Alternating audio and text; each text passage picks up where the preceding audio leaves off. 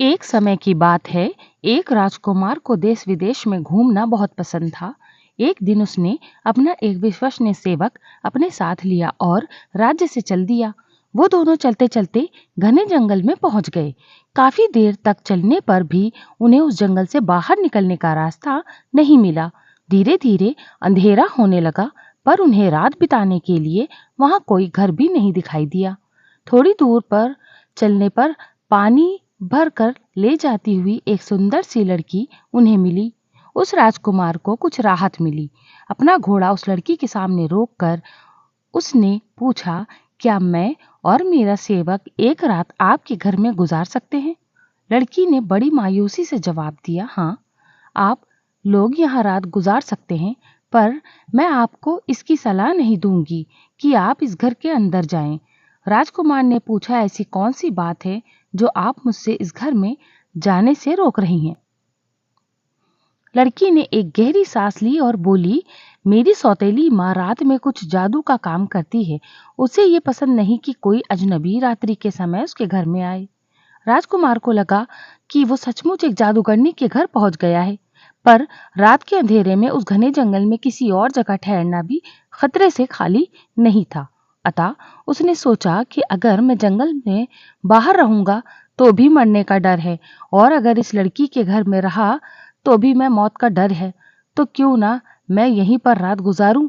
जब राजकुमार ने उस लड़की के घर में ही रात गुजारने की विनती की तो उस लड़की ने उसे चेतावनी दी कि उसकी माँ का दिया हुआ ना खाए और ना ही कुछ पिए। रात में केवल सोकर वो सेवक सहित तड़के ही यहाँ से निकल जाए। राजकुमार उस लड़की की बात पर राजी हो गया। जैसे ही राजकुमार और उसका सेवक उस छोटे से अंधेरे घर में घुसे, उन्हें एक कोने में आग जलती हुई दिखाई दी। आग के सामने एक औरत बैठी हुई थी जिसकी लाल लाल आंखों से गुस्सा साफ दिखाई दे रहा था। राजकुमार और उसके सेवक ने उस औरत को नमस्कार किया तो उसने दोनों को एक एक कोने में बिछे हुए बिस्तर पर बैठने के लिए कहा। राजकुमार चुपचाप बिस्तर पर और उसके पास जमीन में उसका सेवक बैठ गया। उस औरत ने उन्हें जब कुछ खाने के लिए दिया तो दोनों ने ये कहकर मना कर दिया कि उन्हें भूख नहीं है, वो थके हुए हैं और जल्द ही सोना चाहते हैं। दोनों शांति से सो गए और सुबह जल्दी उठकर चलने की तैयारी करने लगे। जैसे ही राजकुमार अपने घोड़े पर सवार हुआ, वैसे ही वो जादूगरनी बाहर निकल आई और बोली, मैं तुम्हारे जाने से पहले कुछ पीने के लिए लाती हूँ, तुम दोनों मेरी प्रतीक्षा करो। जैसे ही वो जादूगरनी अंदर गई, राजकुमार अपने घोड़े को उस घर से दूर ले गया, पर उसका नौकर अपने घोड़े की काठी ठीक करने में लगा हुआ था। जब वो औरत हाथ में 2 गिलास लेकर उस सेवक के पास पहुंची तो राजकुमार को वहां न देखकर उस सेवक से बोली, लो इस गिलास का शरबत तुम पी लो और दूसरा गिलास अपने मालिक के लिए ले जाओ। जैसे ही सेवक ने दोनों गिलास पकड़ना चाहा, वैसे ही घोड़े ने हिनहिनाना शुरू किया। अतः दोनों गिलास छूटकर उसी घोड़े पर गिर गए और देखते ही देखते घोड़ा वहीं ढेर हो गया। सेवक का ये सब कुछ देखकर बहुत डर गया और अपने मालिक के पास दौड़ गया। राजकुमार कुछ ही दूर पर उसी का इंतजार कर रहा था। उसने शरबत वाली बात राजकुमार को बतलाई तो उसने भगवान को लाख लाख धन्यवाद दिया कि उसने आज उन दोनों की जान बचा ली। पर राजकुमार का सेवक अपने घोड़े की काठी को छोड़कर नहीं जाना चाहता था, क्योंकि अगर दूसरा घोड़ा भी ले ले तो उन्हें ऐसी काठी कहीं और नहीं मिल सकती थी।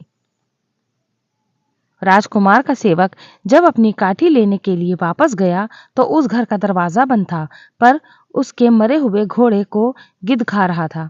सेवक ने अपनी तलवार से उस गिद्ध को मार दिया। काठी और मरा हुआ गिद्ध लेकर वो राजकुमार के पास पहुंच गया। अब दोनों एक ही घोड़े पर चलकर जंगल से बाहर जाने का रास्ता ढूंढने लगे। चलते चलते रात होने लगी तो उन्हें एक घर से कुछ रोशनी आती हुई दिखाई दी।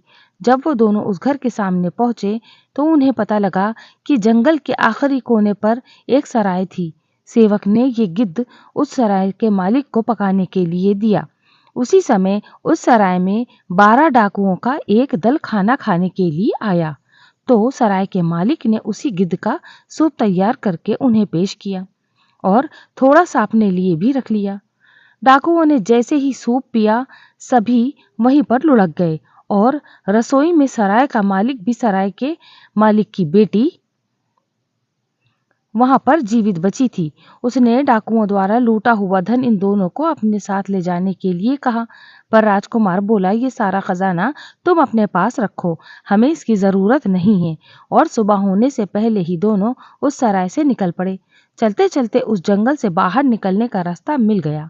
कई दिनों तक चलने के बाद वो एक ऐसी नगरी में पहुंचे जहां की राजकुमारी ने ऐलान करवा रखा था कि कोई उससे ऐसी पहेली पूछे जिसका हल वो न ढूंढ सके, तो वो उस पहेली पूछने वाले को ही अपना पति बनाएगी।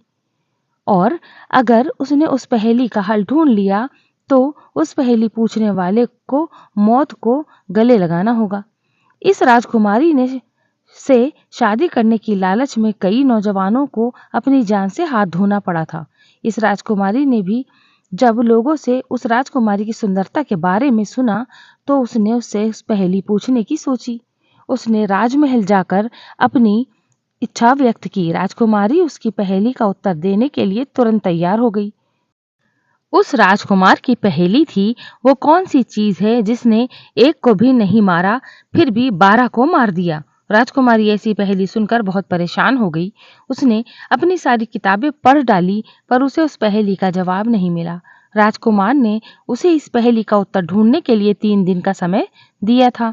अगली रात उसने अपनी विश्वसनीय सेविका को चुपचाप उस राजकुमार के कमरे में भेजा कि कहीं सोते सोते नींद में वो राजकुमार खुद ही इस पहेली का उत्तर दे दे।